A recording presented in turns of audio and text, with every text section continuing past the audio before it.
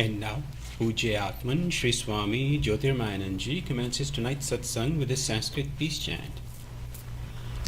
Om Purnamadaha Purnamidam Purnat Purnamudachyate Purnasya Purnamadaya Purnamevavashishyate. Om Shanti Shanti Shanti. We begin with mystic song by Sri Swami Lalitananda, played and sung by Sri Swami Umananda and Rajneesh. Our song tonight is based on a poem by Swamiji. It's called O Goddess Lakshmi, Smile Upon Me.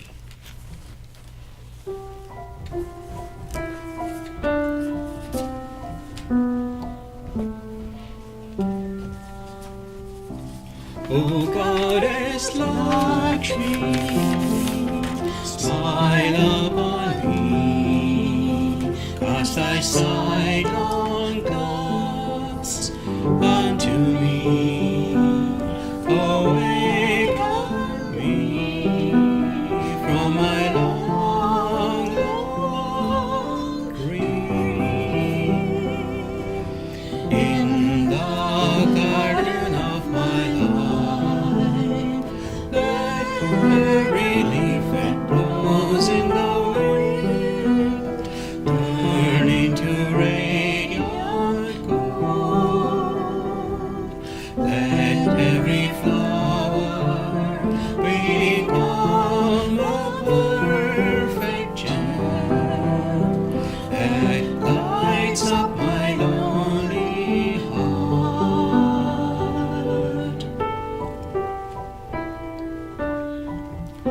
O Goddess Lakshmi, grant me the vision of thy lotus feet on the sands of eternity.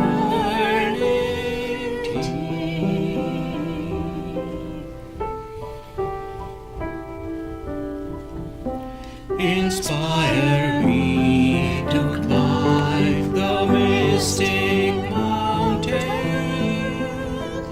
Let my soul become a cascading stream of your grace, carrying the love unknown to all who walk on earth. O Goddess Lakshmi, smile upon me.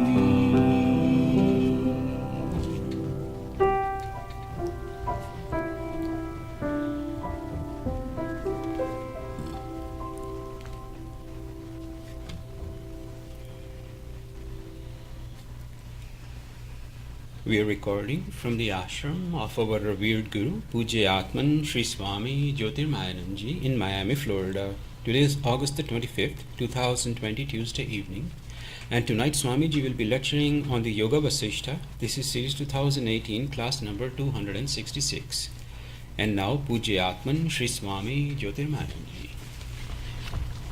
Om Brahmanandam Param Sukhadam Kevalam Jnanamurtim Dvandvatītam Gagana Sadrisham Tattvamasya Laksham Ekam Nityam Vimalamachalam Sarvadhi Sakshi Bhutam Bhavatītam Trigunarahitam Sadgurum Tam Namami.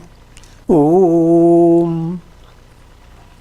Adorations to Sadguru, who is Brahman, the giver of supreme bliss, embodiment of pure consciousness, one without a second, vast as the ether, infinite, eternal, beyond the three gunas and their modifications, the supreme preceptor. Yoga Vasistha, Nirvana Prakarana Purvardha, Section 8, topic is ignorance.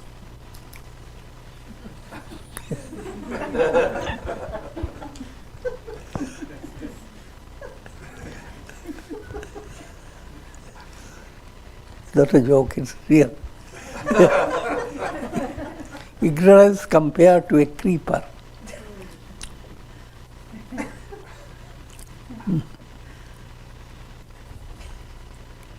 Avidya,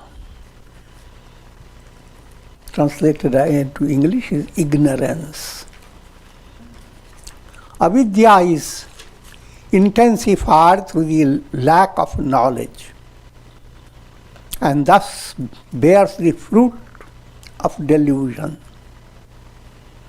But with increasing knowledge, avidya diminishes, allowing the self to be revealed through the 7 steps of wisdom. And then, with the perfect revelation of the self, avidya ceases to exist.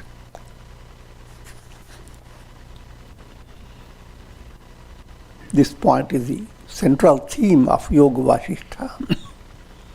And in fact, all religions, that's the goal of life, to be free of avidya, ignorance, and to have self-realization.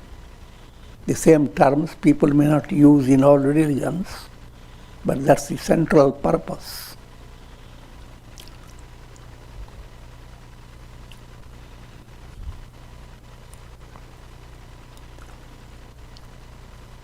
There are 2 aspects of ignorance, avidya and vidya. Both are developed by the method of gada parinyaya, hammering. One type of hammering is very simple, which is just when you are childish and you don't need to think of what your purpose is in life, then what are you hammering on your mind? The daily news. If news you are not satisfied, gossips. If that doesn't satisfy you, what cooking in others' houses.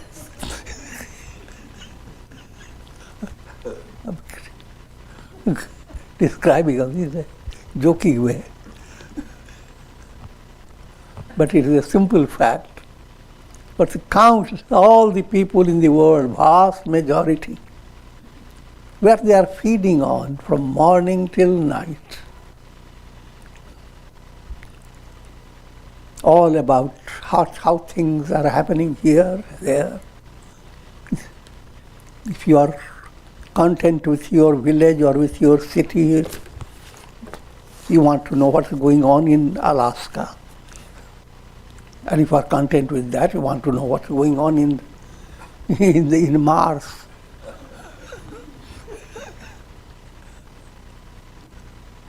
Extension before your mind is so vast.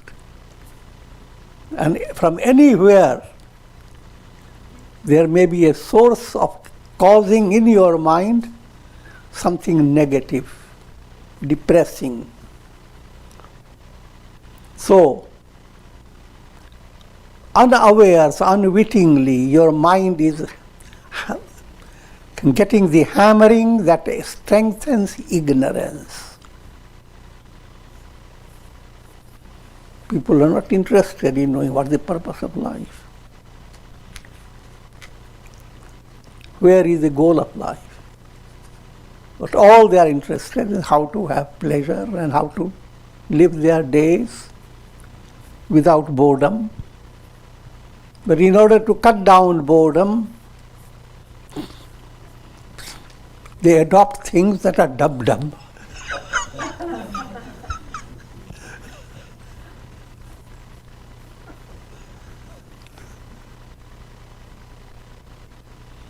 So that's called abhyasa.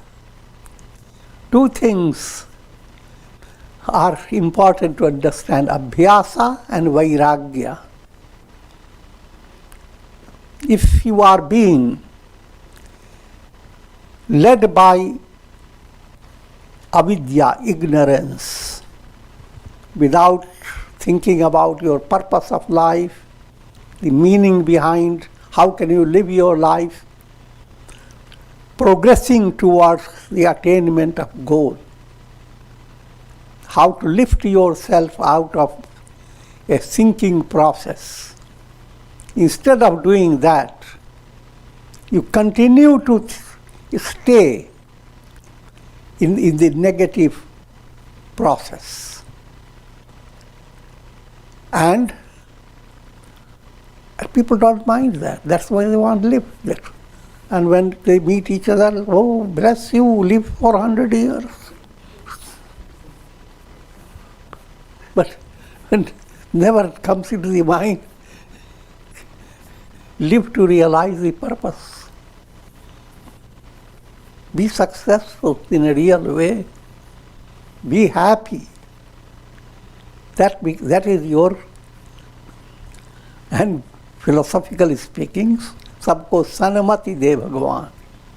May you be endowed with that intellect that will allow you to attain liberation. That's the highest blessing for yourself, for everybody else. Now, what I was trying to say in a subtle way to understand, that this is a path of ignorance, path of avidya, which highlights two things, abhyasa and vairagya. But abhyasa in this side, in the negative movement, is constantly hammering the negative in your mind. And vairagya, if anybody brings some good news, something uplifting, you detach yourself from it. So that type of vairagya is practiced. Good news, welcome. Good news means worldly news, news that enhances worldly pleasure. But anything that is brought to you that will enhance your spiritual movement, a deeper delight, a real happiness, one doesn't want to hear it. And that's the predicament of masses, the predicament of people who don't do sadhana. Your mind is trapped by constant worry and anxiety. As well as, even without what you think as a very joyous mind, is not a real joy. Your joy is a snake is on your neck going to bite your nose.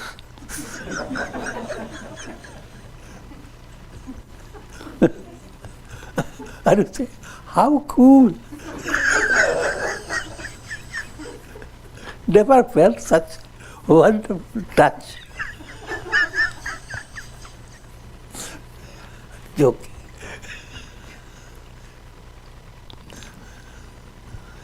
So that's how ignorance intensifies, by hammering process. Now same, reverse it. Abhyasa, turn your mind to spiritual teachings and allow your daily life to follow integral yoga, a blend of all the four aspects, karma, bhakti, dhyana, jnana.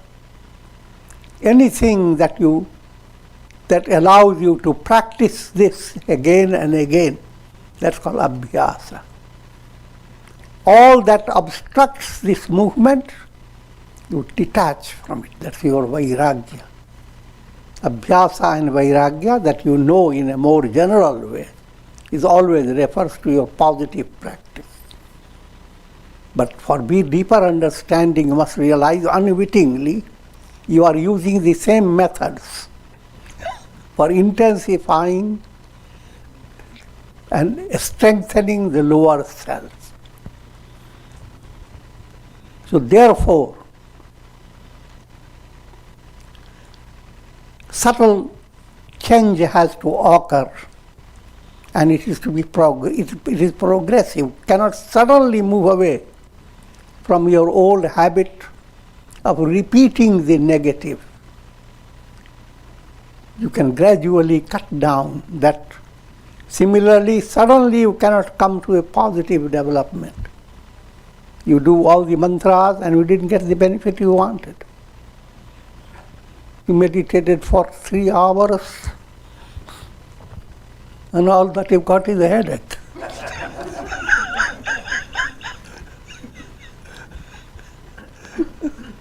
So therefore, what's needed is sustained, persistent practice.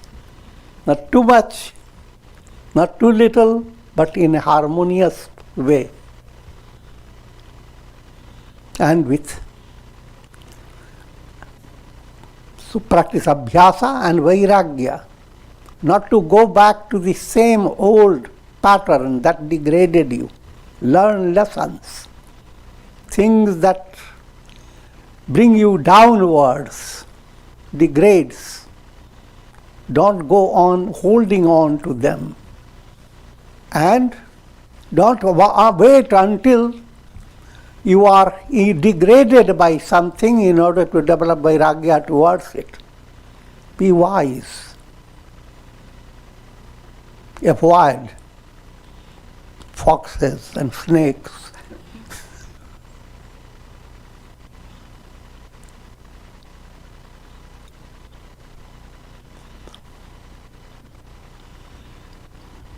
And abhyasa and vairagya are to be directed towards 7 steps of wisdom, which you have heard many times, and I'm never tired of it. So shubhecha, aspiration. Allow your whole mental set like a big hall, always locked up and cluttered with so many nasty things. Maybe good things as well, many things are there, but all shut up. Now, shubhecha, as if opened a window. Now you begin to let in oxygen, let in light, and you develop a different understanding. What's the ultimate goal? What can be the climax of joy? In other words, shubhecha is the beginning stage of aspiration. If you study Vedanta, then it requires you to know you should be a qualified aspirant.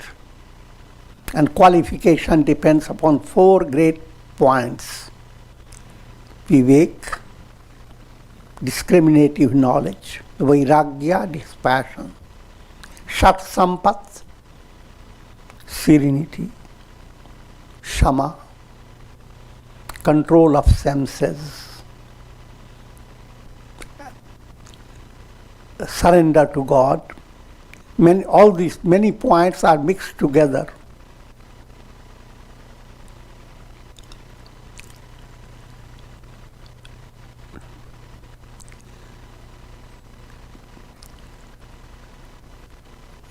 And the 4th point, burning aspiration for God realization. If these points are coming, while describing in a mathematical way, you put so many things at once. But you are practicing it, you practice progressively. But those points have to be understood. Those are the things that will make you qualified to have perfect vairagya, not to turn to the world, not to be born again, to have perfect viveka, that all this is Brahman. Understand the difference between self and not self. Then understand the role of qualities that you must develop.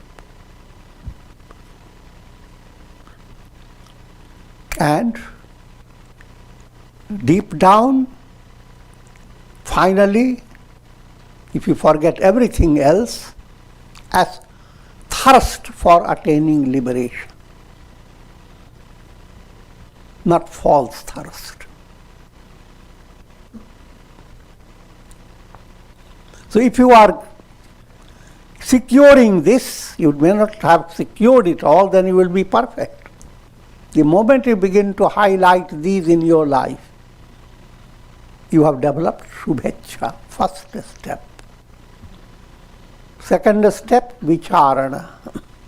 Now in daily life, you just don't go through your pleasure and pain, but you try to learn from it what's it all about. Where is the source of cutting down all misery? And is it possible? And so forth. But under the guidance and along with your daily sadhana.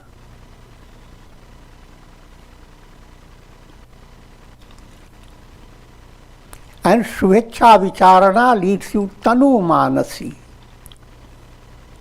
Things that you fight against for attaining spiritual progress, they begin to thin out. You don't want to be angry. You learn that lesson. If you don't learn, then there is, of course, no problem. You go on raging your rage.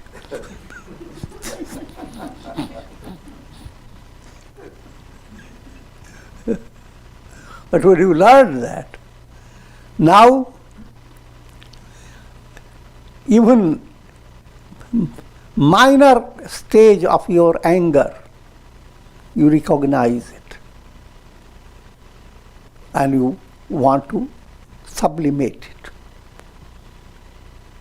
So,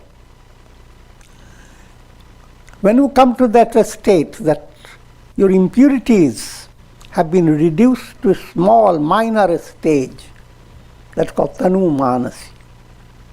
Now you don't fall for it, but still you are not fulfilled. You want to go and root out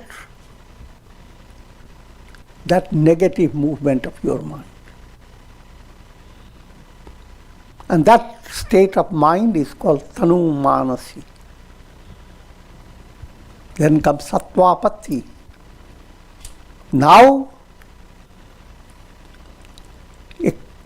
a clear glimpse of the goal enters your personality.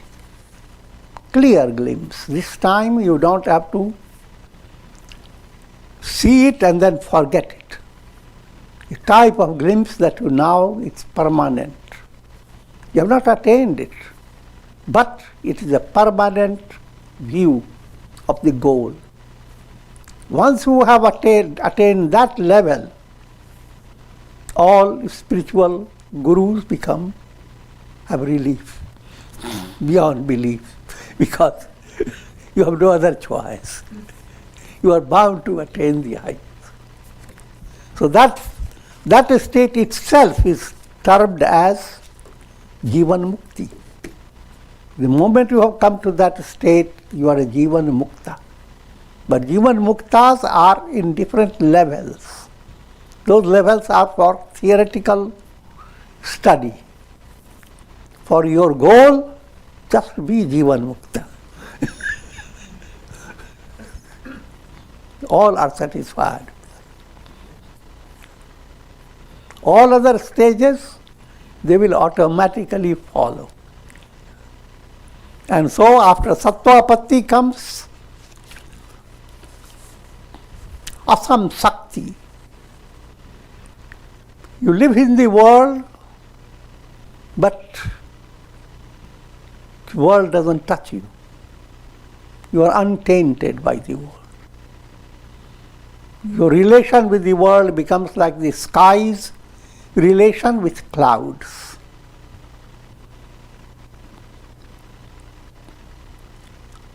And that's not an easy state, you must realize.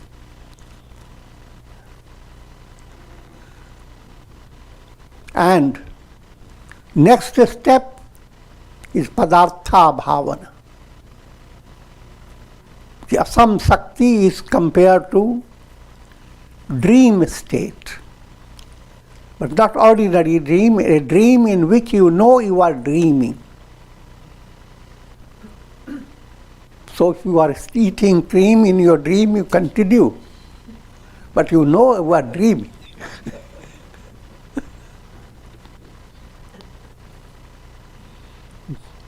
Your cream vessel, your spoon, all will vanish. And you will simply smile, because all is a dream. So that type of state is asam sakti. But padartha bhavana, even that state vanishes. Absolute silence dominates your personality.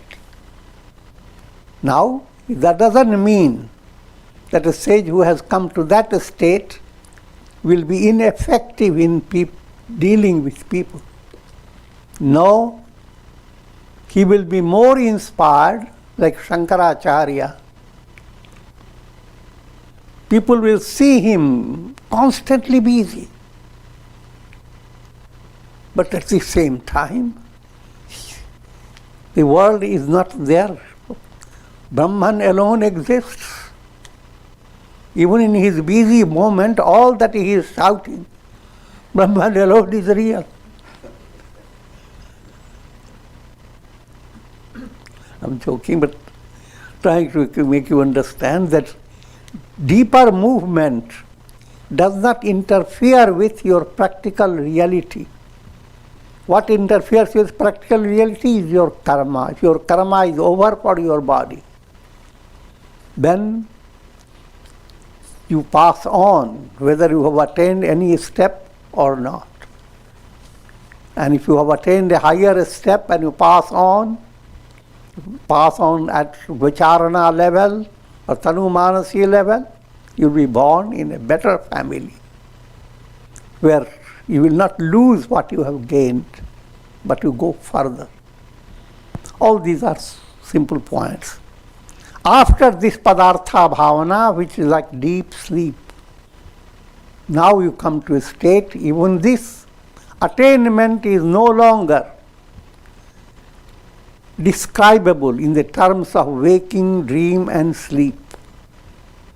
There is no description now. Brahman cannot be described. That's called Turiya, the fourth. Fourth, when you count it, A, U, M, and the fourth, transcendent. But this is the seventh, where Turiya state is reached.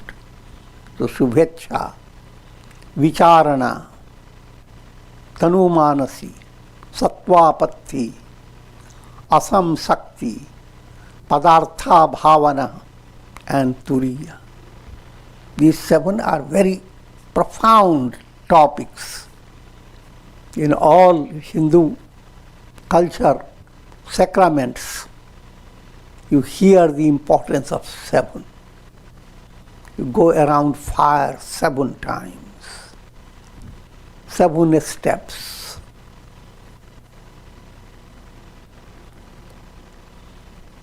And of course, the very calendar reminds you, 7 days.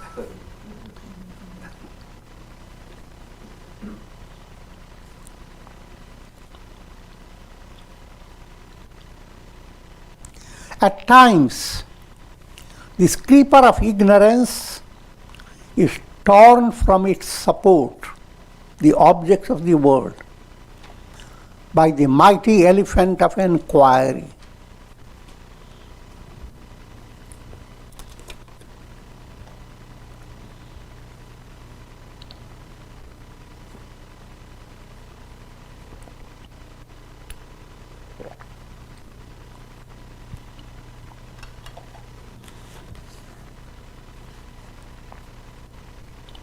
Now, what's being told is how to remove your ignorance.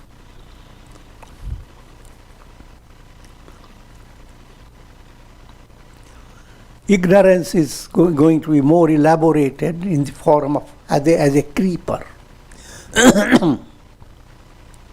Creeper that holds all complex karmas, troubles, all miseries, as well as ignorance that gives passage. As I have explained, vidya and avidya. Ignorance, in the realm of ignorance, you have the possibility to go deeper and deeper into ignorance, or you have also the possibility to come out of ignorance to light. That movement away from ignorance is in the realm of Maya. So instead of using the word ignorance, call Maya for better understanding. Maya with two aspects: ignorance and knowledge. Vidya, avidya and vidya.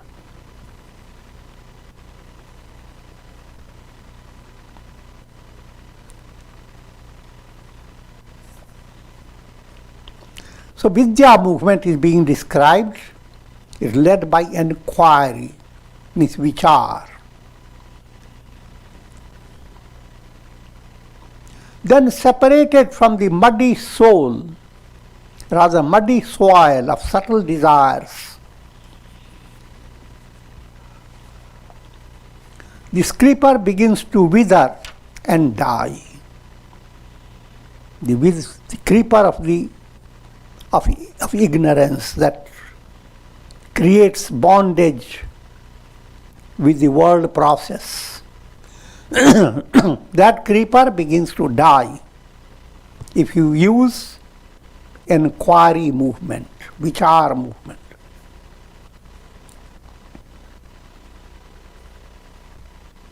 However, when the creeper escapes the clutches of the elephant of inquiry, it joins itself to its support. In other words, ignorance becomes more strengthened and begins to flourish all over again. Remember, O Rama, it is vichar that destroys the vitals of this creeper. Even as a tree is destroyed by white ants, the strength of the world that dominates your mind, that strength comes due to ignorance. But vichar that awakens you to understand you are not the body, not the mind. You are Brahman, the Absolute, essentially. But even if you don't have come to that highest level, you must adopt the understanding that you are linked to, your source is Satchidananda. Therefore, all that you think of divine is essential nature in you. You don't have to create them. It's a matter of unveiling yourself. Positive will shine forth automatically. All the negative that you have, they are illusory.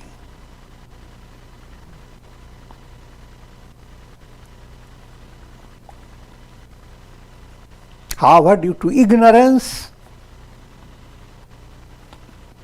your negative seems to become very strong and very real. But the fact is, they are not real.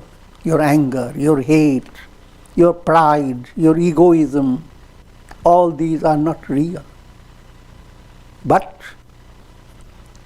virtuous qualities, the ability to forgive, the ability to be peaceful, the ability to have devotion to God, the ability to follow the movement of Shakti, Bhakti and Mukti, That's its innate nature. It will automatically begin to progress if you continue your sadhana in a right way. O Rama, the numerous stars that shine in the sky are like flowers in the creeper of ignorance. This is a description of Vikshepa. Led by ignorance, your mind has forgotten the role of sun and moon. Look at the sky. This is not a science. All that you see, if there is no sun, no moon, countless stars, of course. Thank God in Miami you don't see anything.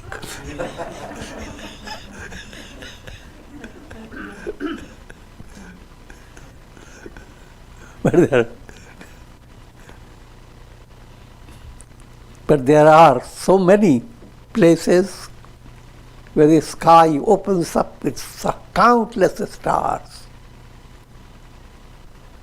And those stars play the role of twinkle, twinkle, little star. They are as transient as your twinkling eyes, allegorically. So, when creeper of ignorance develops, you have before you all these countless stars to go after. There is no end to your distraction. And nothing satisfies you.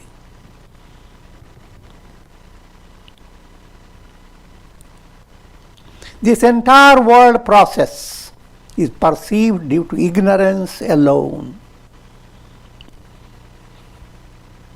The world process is Vishaya Jagat, the world where you are led by sense pleasure, mundane pleasure, eat, drink, be merry.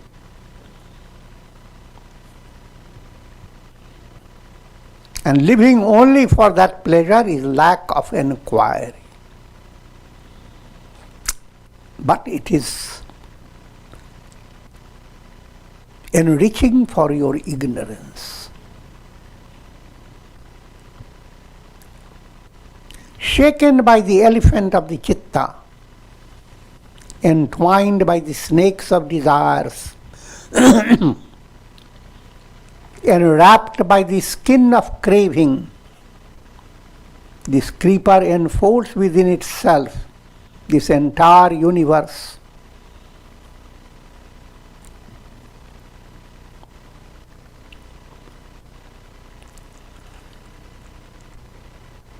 Highly allegorical description. Your chitta, mind stuff, that sustains afflictions, kleshas. And how does it, in one word, the chitta that is dominated by avidya, that chitta is like an elephant.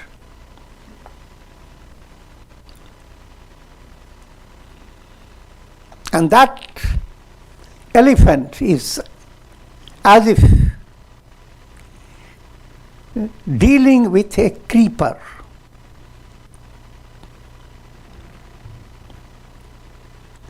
Of course, you can understand a wild elephant, and that elephant is also described entwined by the snakes of desires. Elephant is already powerful, and now snakes all around him, biting him. Enwrapped by the skin of craving.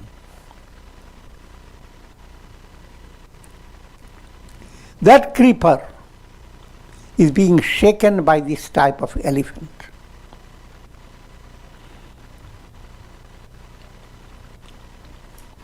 And that creeper enfolds within itself the entire universe, consisting of oceans, mountains, planets and stars. Further, it sustains the heavenly worlds that are gained by virtuous actions, as well as the hellish worlds that are experienced as a result of sinful actions. For profound understanding, it relates to three lokas. When we talk of world process, and the ignorance envelops all the three lokas, turns you into a loco. Loco means mad. And that is an important point that people misunderstanding. These lokas are not physical realities that scripture describes. Every day, first to understand, three lokas are blended in your personality. Your physical world that you experience, the realistic world, and how you act, that is your physical loka, called bhur loka. But how you feel, what your sentiments, and what are the expectations in your heart, that's your bhur loka. And how do you understand, what are the thoughts of your mind? That's swar loka. All the three lokas, they are the world for you. What else can you experience? All that you see can be possible only on the basis of what type of eyes do you have. All that you experience will be possible how your nature has presented the three lokas. In other words, you do not set the world right in order to be bright.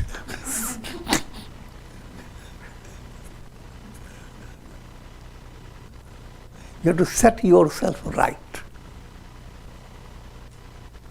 Because the world that you want to change, that world emanates from you, and you are the basis. These three lokas,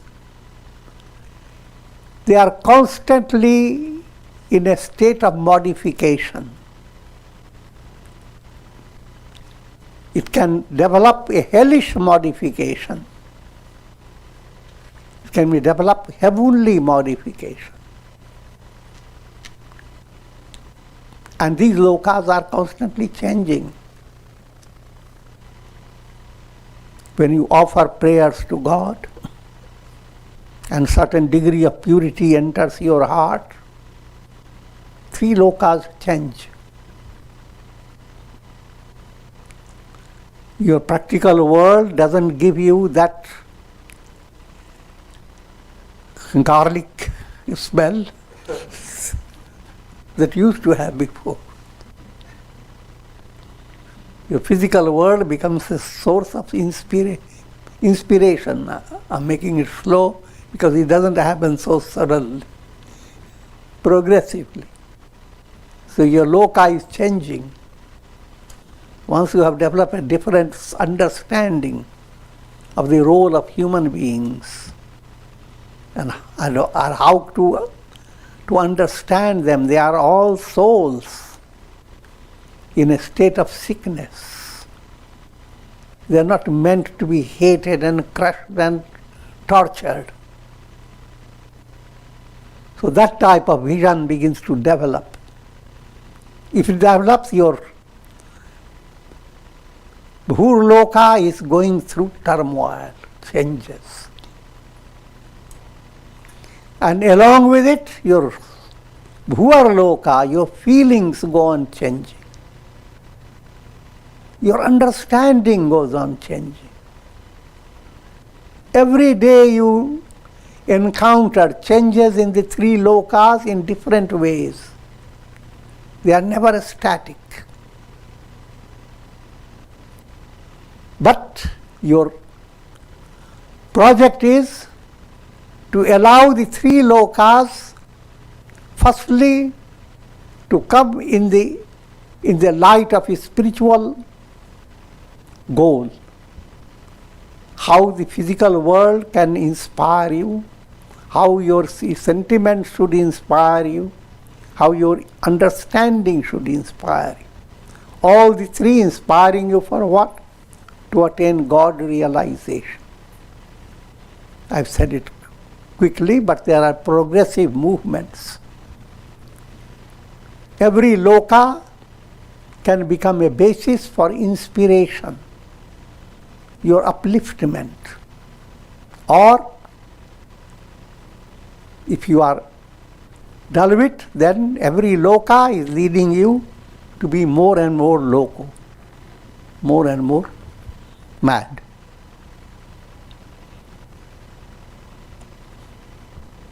When you go to deep sleep, there is a little rehearsal of going beyond lokas. But the real transcendence of the lokas means you need to attain enlightenment. Therefore, sannyasis take the vrata in which their mantra is bhuva sannyastam maya, bhuva sannyastam maya, swaha sannyastam maya. I have renounced these three lokas.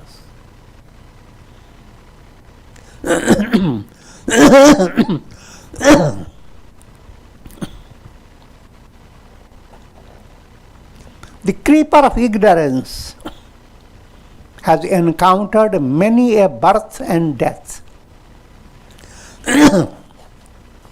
It is born, it is growing, it is dying, it is half destroyed, and it is fully destroyed. So as your three lokas go on changing, the very creeper of this whole ignorance, for some people it is getting more extended. For some it has been cut a little. For some it is being cut only to make it more strong. Pruning.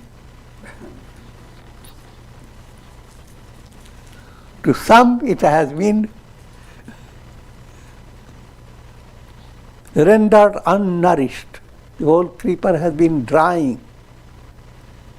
To some, even this dry creeper doesn't exist. All this requires very intelligent understanding. So liberation is something that is not something that is going to happen. It is here and now. Here and now, at this very moment, people are in different levels. There are sages who are completely out of it. For them, ignorance doesn't exist. There are advanced aspirants. They don't have the lower lokas. They are living in higher loka.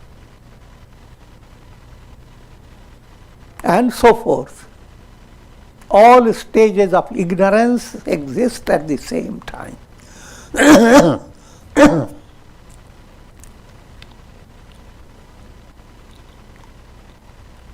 It was in the past, it exists in the present, and will continue to exist for the unenlightened.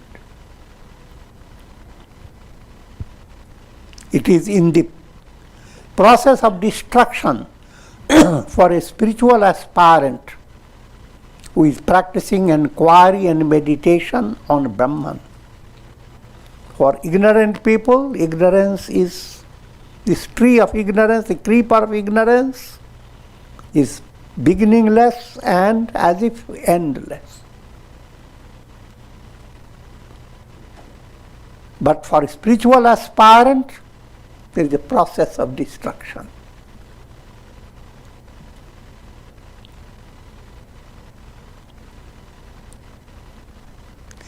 But it is completely non-existent for one who has attained the intuitional wisdom of the self.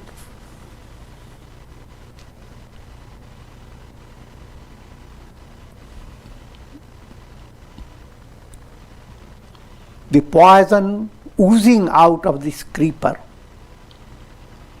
puts the jiva into a swoon.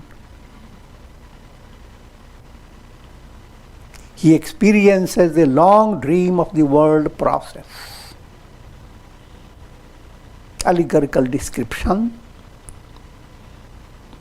The world, it is for the ignorant, world means to have objects of pleasure. And objects of pleasure are called Vishaya. Vishaya Vastu. The world, it says, is Vishaya Jagat. Why Vishaya? It begins with wish. Wish means poison. All pleasures led by ignorance, through your senses, through your mind, through your intellect, all worldly pleasure. It's called Vishaya, Vishaya Sukh, the joy of mundane pleasure. And it is wish, poison. Because ordinary poison kills you. This poison goes on killing you, birth after birth.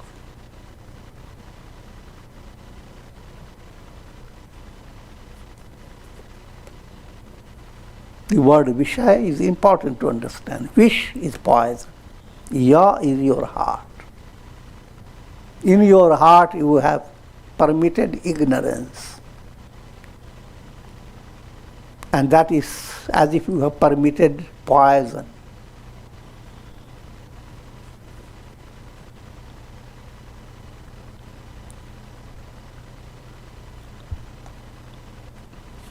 It is ignorance that has assumed numerous forms. It is the earth, the sun, the moon, the twinkling stars. All this seems to such big dimension of the world process. But just like I have explained already, the lokas, all this depends upon your angle.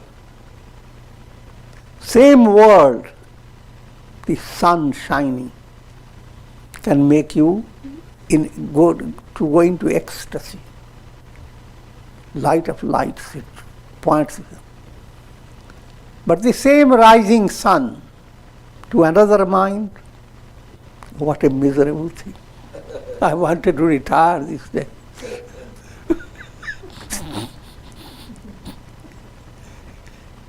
So for him, that sun has no value.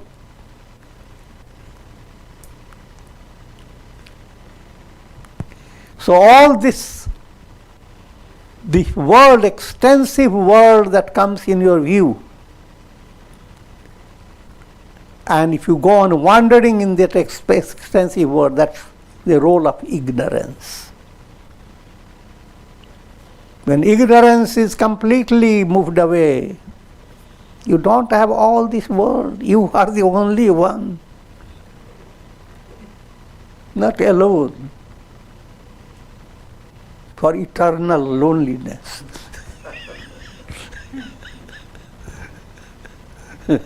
That you are the only truth, the absolute self. For easy understanding, think of the sun, countless suns reflecting in so many jars, countless illuminations. And yet the reality is there is only one sun. So that is what everyone is essentially. And when you have come to that realization, no lokas, all the pots and all the illuminations, all that have no meaning at all.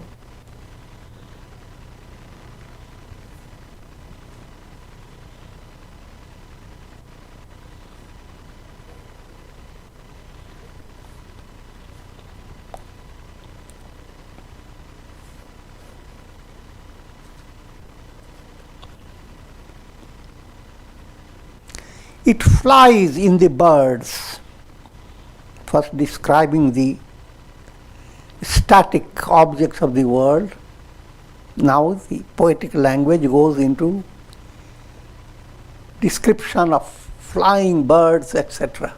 They are all in the realm of ignorance. In other words, how you experience them, that's in the realm of ignorance. All that you experience is in the realm of your brain, with some nerves doing strange things, nerve titillations.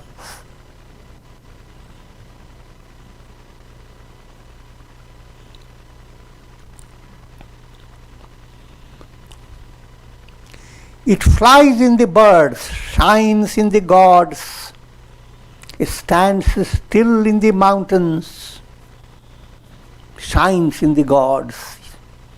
That I've explained many times, but you have to go on understanding that. Your relation with gods, again, depends upon your different levels. When you are worshipping a particular god only for having a good harvesting in your farm,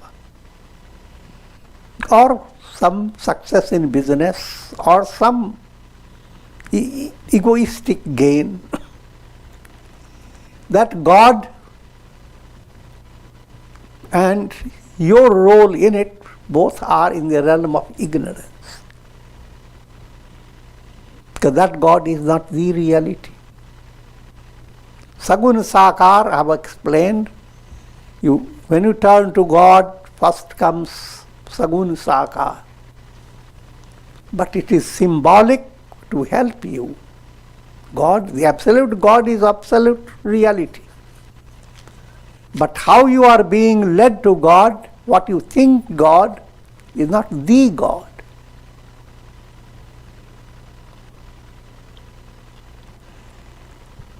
So if you have received boon from a God to be long life, to live long life, to be prosperous,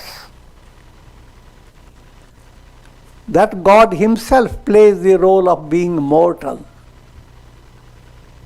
And all that you are doing, of course, are transient. In other words, not only ordinary gods, even the concept of it exists as Brahma the creator, Vishnu the sustainer, Shiva the destroyer. When your mind is thinking of God in these terms, first point to understand, practical point of view, it's perfectly commendable to turn to God in any aspect. But at the same time, must know that while turning to God, you are using many mental concepts. Those concepts are going to change. Same Sagun Sakar that you viewed is in a particular temple, and you have to always make a big trip to have the darshan of that Sagun Sakar. Go a little higher, you understand. It's not just in the temple, you can go anywhere. Go still higher, that God is right in your own heart. But what happened? Has he become shrunk to stay in your heart? I'm joking. In other words, he has no form. Your thoughts and feelings don't have any form. God is that subtle. And that the God is not whatever your mind can picture through the best of its intellect. The God is beyond your mind. So therefore, the description that Brahma, Vishnu, Shiva, all these are in the realm of Maya. The absolute reality is Brahman alone. O Rama, endeavor to destroy this creeper by the knowledge of the self. And with this, I will recite a Upanishadic peace chant to give you a special, the same understanding in a profound way. Om aham vrikshasya reriva kirtihe prishtham gireriva urdhva pavitro vajaniva swamritam asmi dharvinam savarchasam sumedha amritokshita iti trishankor vedanuvachanam. Om Shanti Shanti Shanti. Om. I am the uprooter of the world tree. This is the ideal of an aspirant to come to that level. My glory is above the mountain top. My wisdom is like the effulgent sun that shines above the heavens. I am the very embodiment of nectar. My wealth is a shining treasure. My intellect has been purified by the waters of immortality. Thus did sage Trishanku declare, based on his spiritual experience. May there be peace, peace, peace. Om Ram Ram Ram Ram Ram Ram Ram. Om Namah Shivaya. Om Namah Shivaya. Om. Prayer for the shower of Karunamaya Ras of God, God's grace over all. And may everyone be endowed with the blessings of Shakti, Bhakti and Mukti. Om Sriyambakam Yajamahe Sugandhim Pushti Vardhanam Urvarukma Bandhanan Mrityor Mukshiyama Mritat. Om Sarve Bhavantu Sukhina Sarve Santu Niramaya Sarve Bhadrani Pashyantu Ma Kashchid Dukha Bhag Bhavet. Om Shanti Shanti Shanti. Hari Om Tat.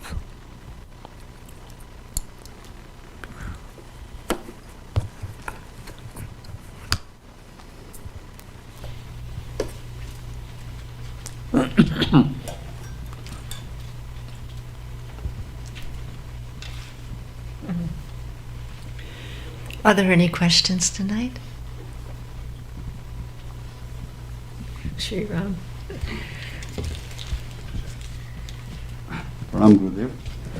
Gurudev, you described the process of neti. I'm not the body, mind, and intellect.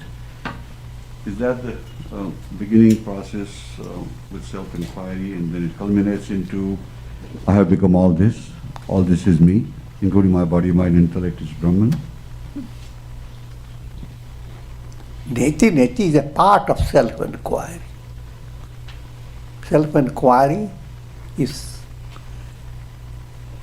to realize the self. The inquiry goes on until you attain the self-realization. Anything that helps you is in accord with that movement. So when you practice neti is a vichar, but not all the vichar is just neti. any vichar that is helping you to elevate your mind, vichar that the world is the glory of God, the vichar that you can learn even from birds, how not to worry about it, about so many things. Vichar is a whole progressive movement. It is not just until you say neti, neti, you are not practicing vichar.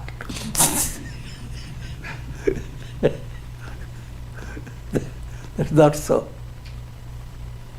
But neti, neti means simply is an allegorical term. You go on moving away from that which is illusion. Human mind holds on to layers of illusions. And first you verbalize, I am not the body, I am not the mind, I am not the sense. But verbalizing doesn't lead you anywhere. It paves the way if you are following the path. It takes time until you really get purified in your mental process. So it's not just a self-realization is not a simple thing. Go into the market and just go there and buy it.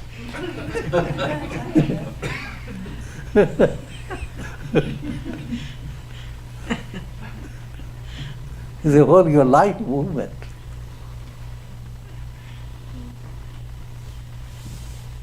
Gurudev, I have one more question. During the process, sometimes you feel like you feel like you're observing the thoughts, and then there is a moment when you feel like you're observing the observer. So does that process continuously go deeper? Every process requires sex. It's like a child's movement. How does a child grow? Every process starts in an early stage, immature. When you go on practicing, you gain a higher level. If you follow that,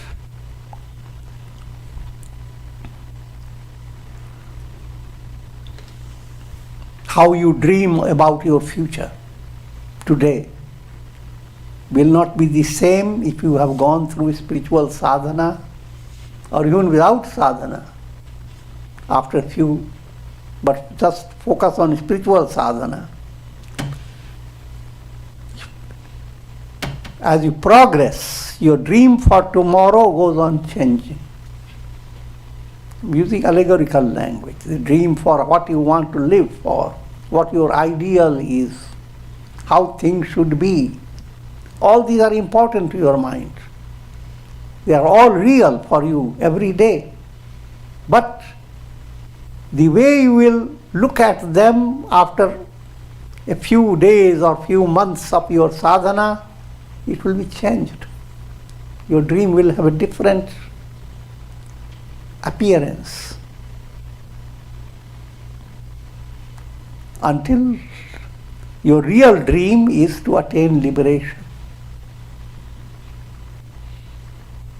And so the movement is progressive. How you understand liberation, what's your goal, how much you have attained, all that you have visualized. But how you are visualizing it, wait for a month later. Go into your personal diary and see the change. I'm joking, but it happens automatically. So that the idea that how you know is pakka, perfect. This is exactly I want that way when I attain realizing.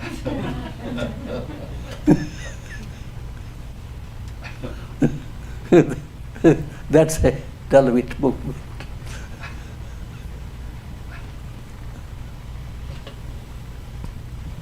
Thank you, Swami. Okay, and we conclude for tonight and continue tomorrow at 7:30.